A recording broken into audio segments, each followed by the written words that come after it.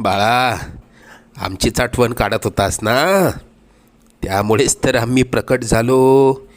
अरे मायबाप मानतोस ना आम्हाला, मग तुला पैशांची गरज असताना सांगायचं ना.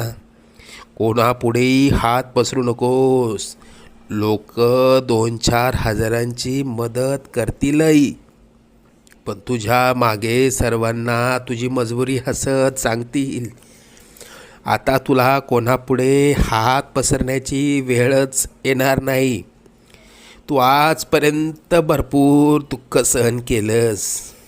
लवकरच तुझ्या रडक्या भाग्यात सुखाचे दिवस येतील. तुझ्या मनात असलेली इच्छा पूर्ण होऊन अक्कलकोटला पेढे घेऊन येणं होईल. येशील ना आम्हाला भेटायला अक्कलकोटला?